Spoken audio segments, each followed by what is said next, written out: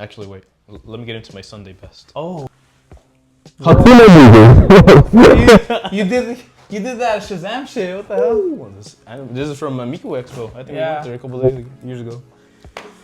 Hatsune Miku. Yeah, Miku. She's kind of a big deal. Yeah, man. Movie came out of her like a couple this week, I think. Watch the movie review. It's good stuff. But yeah, no, I just wanted to kind of reminisce and think about this Miku character. I believe way back in like the 2008 or 09. I think like 09 or 10-ish, around there. Definitely before. I feel like it was before the double digits, but around 9. 2009. And maybe even that summer is when I remember that like stuff started popping off. Miku. It was like obscure. I remember, It was cool though, because like it was a moment with all the anime people were aware that anime was pretty damn cool. Yeah. But nobody was still kind of like admitting it. Or we had anime clubs, we had anime centers, but it wasn't as Netflix popular, out and as hot topic out as it is today. Yeah, that's about right when the Miku era, I guess, started. Back when the only place that would sell anime was like Best Buy, and that would be like really rare, like a tiny section, just like like a little, like not even like fully stocked, And specifically that was because Funimation and just barely Sentai Filmworks were barely starting to produce their home videos. Yeah. So that was an interesting time. Definitely didn't have the power as anime as we know of it today. Yeah. So when this anime character, for all intents and purposes, we didn't even know how it was working. Yeah. But when this anime character came out, started like doing songs, started like dancing and stuff. Yeah.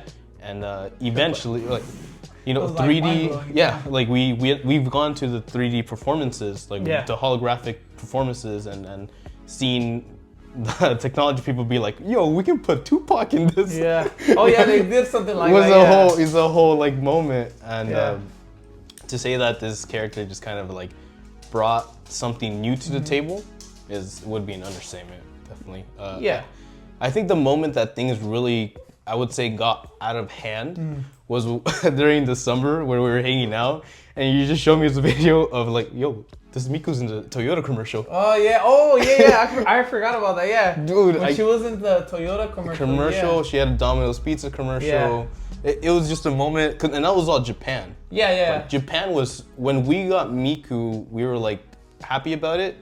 Japan, I feel like, was already like, oof, we can make money off of this character. Yeah, because when Miku started, it was actually, to me, it was introduced by a friend in high school. She was the one that showed it to me, and it was like really different. It's like really weird and different, and I was just like, but I digged it, because I was already like an anime fan at that point. Aficionados. Yeah, aficionados. Like we recorded Full Metal on Adult Swim. Yeah. Oh yeah, right. Yeah, we would record the episodes on Full Metal Alchemist on Adult Swim when they were airing. Yep. And around that time is when Miku kicked in. Like you said, it was something different. It was something new. It was like starting to pop up in commercials. In Japanese commercials for Toyota at first.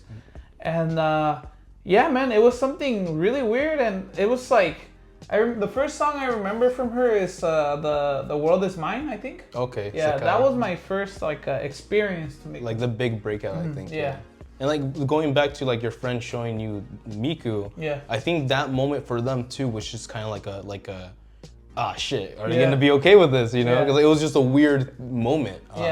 We didn't really understand what was going on, but thankfully, I think because primarily Miku was so based in music, something that we can kind of like resonate with. We all sing on the weekends or whatever, and paired with those visuals, also giving like an image to those songs. Even if we didn't know Japanese, we felt things through like the Piero crying or whatever shit. Yeah. And that was a thing that kind of just kept on going and going. So yeah, I remember Miku like how that started. And I also remember too, as time went on, like it's funny. It's gonna say, damn, I'm gonna sound like an old dude right now, but like we're gonna sound like old dudes, but it's like 2014 on the back. It says. I remember like how it started and how it was getting momentum and how people were like slowly getting into Vocaloid. Yeah, because first it was like Miku, Hatsune Miku. The one, yeah, and then out of nowhere, like what is it, like Ren and all these other like Rin and Ren. Yeah, the Luca, like all these other characters started to like roll in, right? Yeah. And for a minute, I remember those characters were actually like kind of starting to overshadow Miku. But as time went on, she went back on top, you know? But it was just something cool, just different. Populous, yeah, and like all these new characters. I remember the song Control Alt Delete or something like that when I first heard like the twins. Yeah, I remember that. It was crazy. Yeah, and I think that's a good point too, because when they started adding the other characters, or when they started sharing the other characters, it kind of brought in more different types of people. Yeah, it did. Because everyone had their specific character that they like to stand for. Yeah. And even in the concerts, you would see like people carrying their cosplays or their bags with a specific character, and that's interesting. That's cool.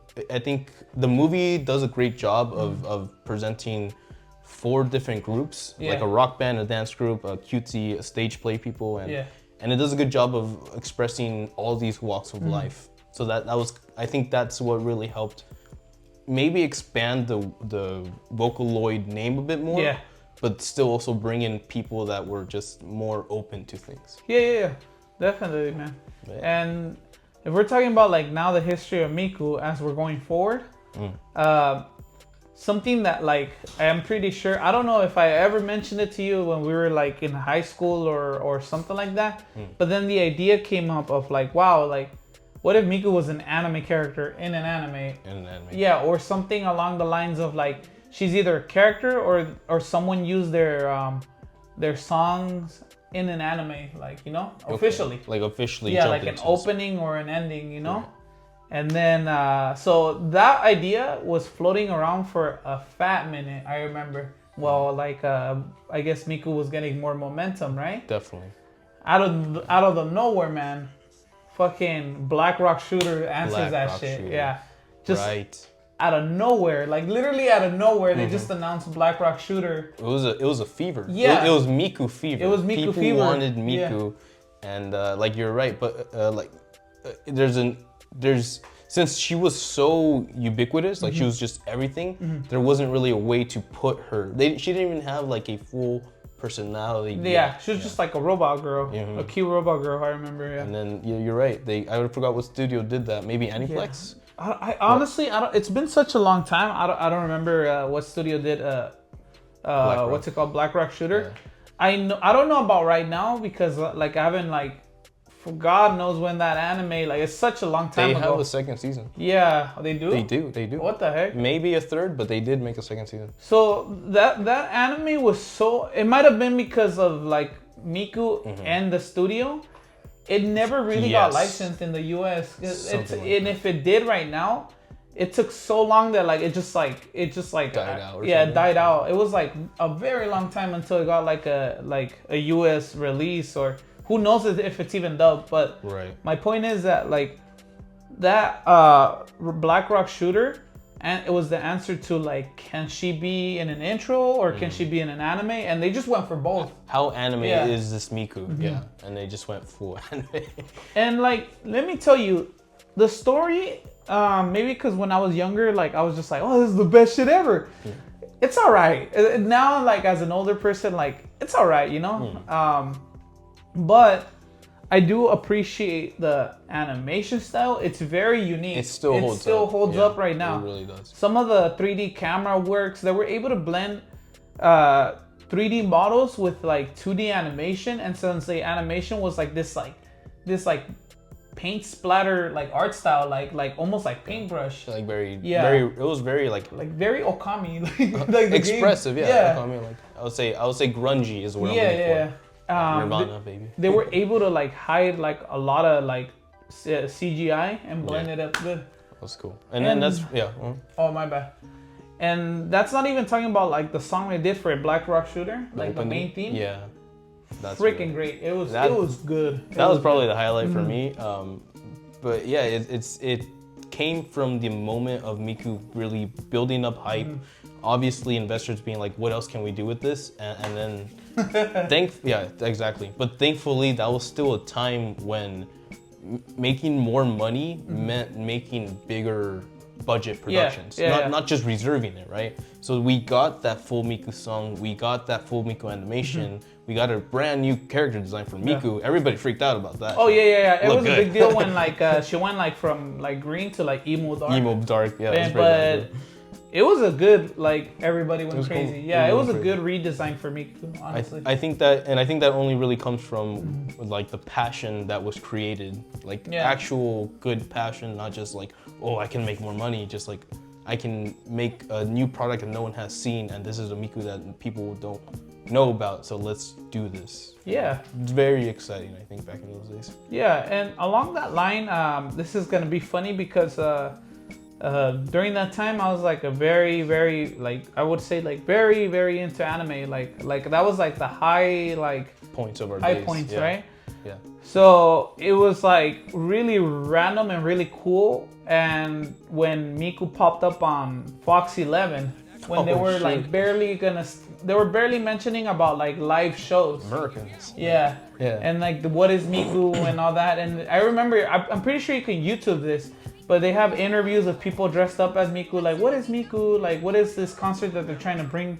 I remember it was the first concert that they were going to bring to the US. To the LA, to the Microsoft. Back then it was called the Microsoft Theater. So that's why they were really like big on that scene of like, oh, this is making money, this is doing stuff. Why? Who is she and why is she here? Yeah, because I remember even my mom at the time was asking me about like, that's how big Miku is, okay? My mom is very like, she does her own thing. She's just like... She's pretty cool. She's just like in her own thing, right? So for her to come up and be like, oh, like there's this like... She works in the real world. Yeah. So like there's this like like the shows you watch, like they're gonna bring it live to the theater to the Microsoft theater. I remember her telling me that she saw it on the news.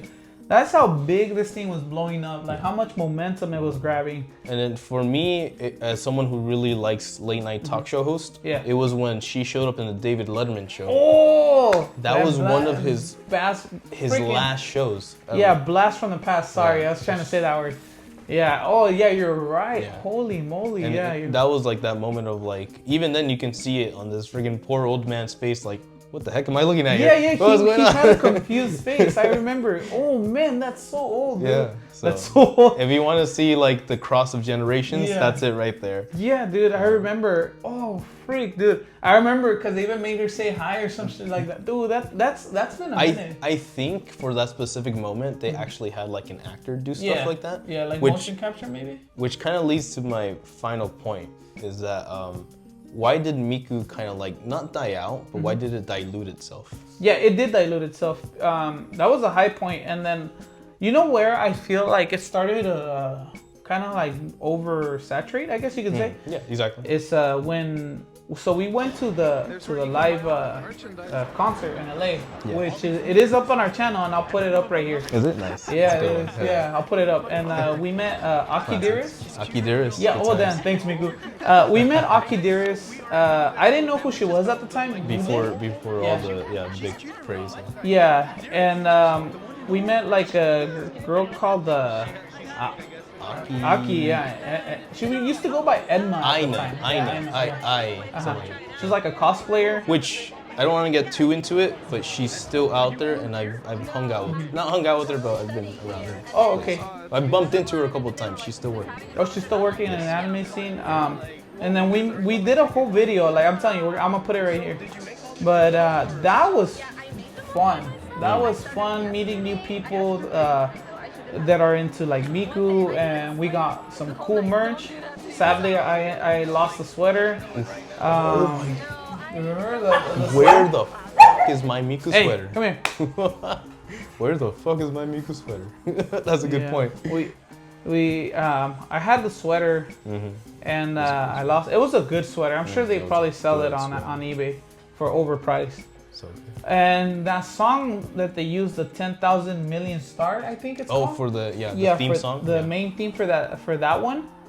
Oh man, Chef's Kiss, man. It was good. It was it was really good. it was a fun experience, Getting right? emotional, bro. Because when that happened, I think everybody was not given a glow stick, but they had something with that. Oh yeah. And that, oh my god. If you really want to put this in perspective, before BTS, before all the freaking bullshit, Before BTS, in that Microsoft theater, everybody raising their fucking light sticks was a fucking moment. Yeah. Oh my god, so good. That was cool. Yeah. So sorry. I got like 2 good light stick moments in concerts. That Miku and the Kill la Kill. That should be another video. Should make this a segment or like how to say it? Topics. Yeah, like something about like a history in anime or something like that. A lesson. A lesson, yeah. But yeah, man. And then from there, it kind of like started dying down. I'm not sure if it was just for me or in general. It started to slow down. Right. Slow down. I wasn't really digging into like the new Miku, I guess you could say, era. They were going more, cause like the beginning Miku, it hit. I'm pretty sure it hit a lot of people because it talked about like relationships, and it was just like a perfect time in our life. In our lives. Relationships, loneliness, like depression, like with the Rolling Girl. Yeah, all that stuff, right? And then it went into like this, like really into like this pop era, like this. And I don't have anything against happy music, like, you know, I love like good like happy music, but it was like I was changing, and then they went like a different direction, so it was just like a diverging path. Right? If I remember with Miku. Yeah, kind of for me, it's like kind of like Fall Out Boy. They changed up their style. Yeah. And then, like, that's all their prerogative. They can do all that. But yeah, they can do like whatever they want, right? And they can play whatever they want. But again, to that point though, I think because to keep with the times, people kind of just get used to things. Yeah. And so when it sticks around for too long, they just kind of move on or whatever. And they look for a brand new thing. And seeing them try to kind of like keep up with the populace, with the times, and leaning into a more happier angle maybe is what maybe lost all those core fans that were there for like the emotion of, like, I think it was like a Mikoto P and like all these artists that just were putting in their emotions. So maybe that's the message was getting diluted by like buy your Toyota, buy your Pizza Hut or whatever. Right now it's get your shaky fry bag from McDonald's, and it just was get her on Fortnite, which I did. Oh, that's pretty cool. Yeah, it's just pretty cool actually. Yeah, man. There's a lot of people steering the wheel because it's a digital character, so it's not like a person where they also have input. It's just like literally it's a digital person that a lot of people steer. They have a voice actress. She does have to read the lines, but at the end of the day, she can't necessarily be like, no, I as Miku want this to happen, which is a bit unfortunate. Because it's owned by, I'm assuming, a company, Sony. Not like not like a person. It's Sony, which again is why it's kind of scary that Sony's out there buying Crunchyroll, buying freaking everything. Yeah. But you know, regardless, they made a movie. It kind of hits those points of like that being diluted. This Miku is a bit diluted at this point in time, and kind of going back to the roots and basic of what made that music interact with people. So it's kind of interesting, you know. I feel like for me, Miku, I think, kind of became this inspiration for what would eventually become like VTubers and stuff like that. Oh, okay, yeah, I can see that, yeah. People who are out there like expressing themselves with characters and shit like that. But it's interesting because while it is still cool that these people are out there to express themselves and be their own people, it does still feel like that commercial industry is still driving everyone to be a certain direction. Yeah. And thankfully there are things out there and people who are like very open about their own angles and what they want to do. But it's interesting to see how like that kind of started from this one character who didn't really have that personality. Yeah. But through everybody collectively kind of gained that personality or that image and that respect. And to kind of just see how like, that goes into the future. Like what is next for A, Miku, and B, for everybody out there in the universe who lives in a world with the Miku, you know? Yeah, real quick, since like now, like, you know, you fast forward like all the way to the Miku movie, I guess. Because this is like I'm assuming, I haven't seen it, but like I'm assuming it's a proper Miku movie rather than like because Black Rock Shooter was, I guess, technically Miku, but it was more like a version of Miku. A version of Miku, right. like an inspiration, you know, like somebody's take on it. Right. So this is a legit Miku movie, right? Like with Miku, you know. That's the thing. There is no Miku. Oh. There is no Miku. Miku is just what we perceive as Miku. Who we first saw, the first music video that we saw. Yeah. That is the Miku that we grew up with. Yeah. And so like in the review I talk about like how it could be easy to make her be the Miku movie. Kind of like the Minecraft. It's a Minecraft movie, not the Minecraft movie. Yeah. A Miku movie because no matter what you do, someone will be like, that's not my Miku. Yeah, you're right. Yeah, everybody has their own version of her in their mind. So the film does a great job of presenting this version of Miku in a world filled of people who have their own Mikus. Yeah. Okay, that makes sense. Yeah. Yeah. So this Miku is out there trying to spread their message, their word, and not to get spoiler-ish about it, but. Miku died for our sins. Oh. That's what it is. They knew what they did. They released this during Easter. So. Oh yeah, it is getting released during Easter. You're right. At the end of the day, like I think they did a great take of what Miku means to us, and not necessarily why it should be Miku. Why this is Miku. So I think for us that is the best way to approach that. Yeah. So, just wanted to do a quick little memorial. Rest in peace, Miku. We love you. And hopefully that message gets spread across. And hopefully, if you have the free time, please go check out a Miku who can't sing. Do you know, like, real quick, because you've seen it, I haven't. Yeah, it's pretty good. Do they use, like, her popular songs in the movie? No. No? Well, they'll have Easter eggs. Easter eggs? This is a universe where Miku exists just like us. Oh, okay.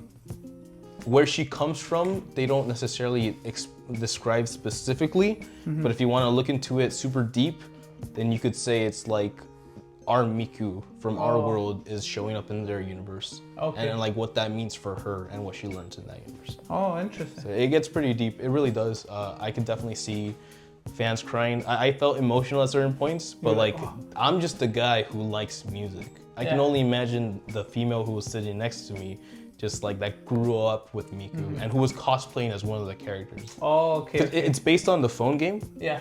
But because it has those characters, it has new characters from the phone game, which I feel like might be the next generation of what Vocaloid will become. But from there, you know, people who have emotions and care about this stuff, I can only see and only hope that it does well. Yeah. It was pretty packed and people brought light sticks, so. Oh, that's pretty cool. That's dope, yeah. Pretty much, if you get a chance, I think it's only out for a couple of days or weeks maybe. Yeah, probably a couple days. Usually they do that. Miku has risen. Go check it out. It depends on like how good the movie does. Sometimes they extend those things. Hopefully. So he says it's a good movie. I believe him. I mean, like I used to be a big Miku fan too. I would say I'm if you pop a Miku song right now, I'll probably shake ass for it. But you know, that's the type of fan I am. Get paid for the Miku song. It's not on my daily playlist anymore, but I pop it up like every now and then. Still, every song still holds up. They're always gonna be a part of my childhood, and I'm sure they're always gonna be part of your childhood too, your experiences. Even my future, bro. Even my future. Yeah, you're right. That's the way it's gotta be. Yeah, man. Like I said before, I want to put up the video when we went to the concert, the Miku live concert. Good times. Our retro ass film. Yeah, because that was like very fun, and I kind of want to bring it up again. Sure. And go check out. You have a review on it. The full review or thoughts on analysis on the Miku film. Full breakdown. Yes, sir. Yeah, and make sure to subscribe. And like that video. Like the video, comment, and I don't know, maybe like you guys had a Miku experience you guys want to share. Let us know what she means to you. Yeah. And which Miku is your favorite Miku? Honestly, like I'll have to go with OG Miku. OG Miku? Like what song though? World is Mine. I like like the World is Mine. I gotta say that. Melt is the one that got me. Oh, Melt is good too. World is introduction. Melt got me from that same album. But I think Judge, the love trial, is probably my favorite. Yeah. Oh yeah, I know. Guilty. If you're going like for 3, then I would say the World Is Mine. The one from the concert, the 10 million stars. I still listen to that like recently. Really song. It's an emotional song. And then there's one that I can't really pronounce the name. If I could look for it, I'll put it up too. But I think it's called like Secret Police. Dude, I forgot about Secret Police. Secret Police is really good too. That was really good. Secret Police is dope.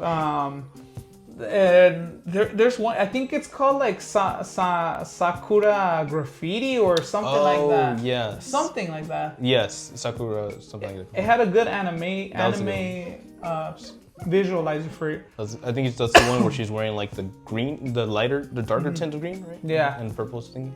So I'll put that one up because I don't remember the exact name for it, but those are like it's the one with the sick guitar intro. Yeah, it's pretty cool. So yeah, that's a good point. Yeah, those songs really kind of like kicked in a cool minute. Yeah, man. And, I assume they mean a lot more to a lot more people. Yeah, definitely. Yeah, definitely. So yeah, for all that stuff, make sure to subscribe. Yep. Look how long it's been. You can end the video. Oh, you got? You can end the video. It's been so long, guys. Oh, it has been.